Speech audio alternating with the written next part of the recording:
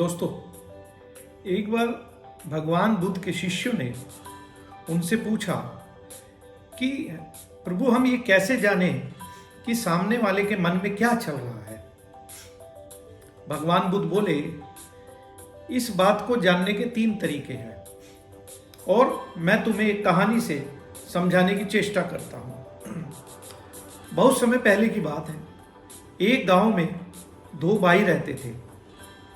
जो बड़ा भाई था वो अंधा था और जो छोटा भाई था वो खेती करता था।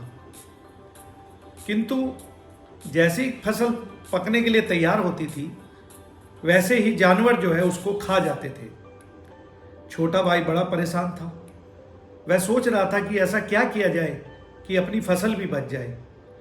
तभी उसके दिमाग में एक विचार आया और उसने एक झोपड़ी जो है वो खेत में बनवा दी और बड़े भाई को बोला कि आप जो हैं जब भी किसी जानवर की आवाज़ सुने तो चिल्लाएं ताकि जानवर हमारे खेत में आकर हमारी फसल बर्बाद ना कर सके। बड़ा भाई खेत में आकर रहने लगा और जैसे ही किसी जानवर की आहट सुनता वैसे ही चिल्लाता और जानवर जो है वो खेत से भाग जाता। एक दिन एक जानवर उसकी जो बाड़ होती है, खेत की जो बाड़ होती है, उसको तोड़कर भाग रहा था और उसी समय उसके पीछे पीछे राज्य के जो राजा थे वो भी आ रहे थे। शायद वो उसके शिकार के लिए निकले हुए थे। राजा ने देखा कि एक अंधा व्यक्ति झोपड़ी के बाहर बैठा है तो वो उससे मिलते और पूछते कि आपने कोई जानवर जाते देखा है। अंधा व्यक्ति बोला, वैसे तो मैं अंधा हूं, मुझे कुछ दिखाई नहीं देता है, परंतु इधर से जो जानवर भागा है वो आपके काम का नहीं है, आप उस पर अपना समय व्यर्थ मत करें। राजा को बड़ी अचंभा हुआ। उसने पूछा, ऐसा क्या है? तो अंधा व्यक्ति बोला कि वो एक हिरनी है जो कि गर्भवती है और आपको उसका शिकार नहीं करना चाहिए। राजा को बड़ा आश्चर्य हुआ। एक साइड ये कहता है कि मैं अंधा हूं और एक साइड कहता है कि इसने जो है हिरनी को देखा जो कि गर्भवती है। तो राजा को लग रहा था जैसे ये झूठ बोल रहा है। राजा ने उससे कहा, एक तरफ तुम कहते हो कि तुम अच्छे हो, दूसरी तरफ तुम कहते हो कि तुमने हिरनी को देखा, तो वास्तव में मैं समझ नहीं पा रहा हूं आपकी बात, मुझे कृपया समझाएं। तो अंधा व्यक्ति बोला कि जब ये हिरन बाड़ तोड़कर अंदर आ रहा था तो मुझे लगा कि ये हिरनी है और ये गर्भवती है, क्योंकि कोई भी हिरन बाड़ को छलांग लगाकर पार कर सकता है, किंतु इसने कोशिश नहीं की। इसने धीरे धीरे बाड़ के तोड़कर उसमें से घुसने की कोशिश करते हुए अंदर आने की कोशिश की। राजा को बड़ा आश्चर्य हुआ, परंतु उसने सोचा कि मैं ये सच्चाई देखना चाहता हूं। तो उसने सेनापति को बोला कि वो जानवर मुझे जिंदा चाहिए।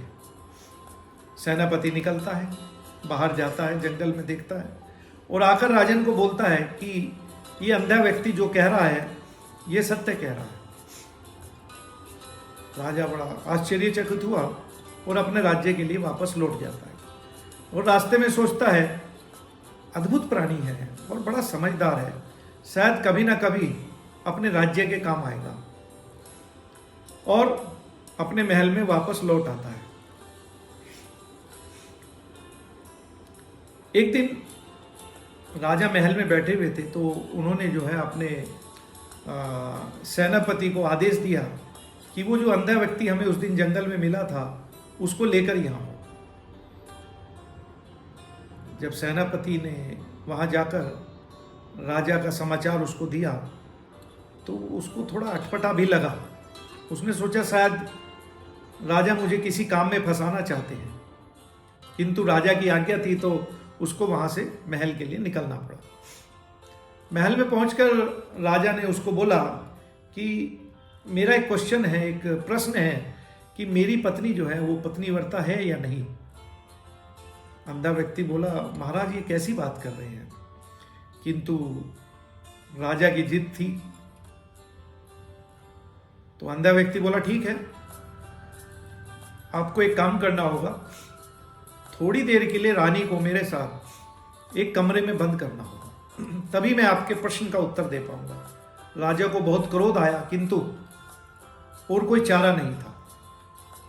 थोड़ी देर में उन्होंने सेनापति को आदेश दिया कि महारानी के साथ कुछ देर के लिए इस अंधे व्यक्ति को बंद कर दो। बंद कमरे में अंधा व्यक्ति रानी से कहता है कि मैं आपको छूना चाहता हूं। जैसे ही अंधे व्यक्ति ने ये शब्द निकाले, रानी ने आओ देखा ना ताओ और ताबड़तोड़ उसकी पिटाई कर डाली। किसी तरह वो जान बचाकर राजा के पास पहुंचता है और राजा से कहता है कि आपकी जो पत्नी है वो पत्नीव्रता नहीं है। और राजा जो है तलवार निकालकर रानी के महल में पहुंचता है ताकि पता कर सके ये बात कितनी सत्य है। जब वो महल में पहुंचा और उसने रानी से ऐसा प्रश्न किया तो रानी बोली, मैं जो बोलूंगी वो सत्य बोलूंगी, मैं वाकई पत्नीव्रता नहीं हूं। राजा मानी मन खुश हुआ कि अंधा व्यक्ति वाकई सच कह रहा था, पर उसको ये कैसे पता चला कि मेरी पत्नी पत्नीव्रता नहीं है। तो उसने अंधे व्यक्ति से पूछा, तो अंधा व्यक्ति बोला, राजन बड़ी सीधी सी बात है, मैंने रानी से पूछा क्या मैं आपको छू सकता हूं, तो उन्होंने मेरी मार पिटाई शुरू कर दी, मुझे जान बचाकर भागना पड़ा। भला एक पतिव्रती पत्नी किसी के शरीर को कैसे छू सकती है, और उन्होंने तो मार मार कर मेरा पूरा शरीर ही छू लिया, तो वो कैसी पतिव्रता है। राजा बोले, अच्छा एक प्रश्न और है, इसके बाद मैं तुम्हें जाने दूंगा, क्या मैं अपने पिता का पुत्र हूं। व्यक्ति बोला, महाराज आप जो भी हैं, पर आप तो महाराज हैं, राजा हैं, नहीं मुझे इसका सही जवाब दो। तो अंधा व्यक्ति बोला, आप अपने पिता के पुत्र हैं, परंतु आप पर एक कंजूस सेठ की छाया पड़ी हुई है। सुनकर राजा को बड़ा क्रोध आया, तलवार लेकर अपनी माँ के कक्ष में पहुंचे और बोले, अगर मुझे सही पता नहीं बताया तो मैं अपने प्राण त्याग दूंगा। महारानी बोली, वाकई तुम पर एक कंजूस सेठ की छाया है। और हुआ ऐसे, जब मैं नहाकर आईने के सामने खड़ी थी तो मुझे एक कंजूस सेठ नजर आया, उसकी छाया जो है वो तुम पर आ गई। राजा ये सुनकर दौड़ता हुआ अंधे के पास आया और पूछा, तुम्हें कैसे पता चला कि कंजूस सेठ की छाया मुझ पर है।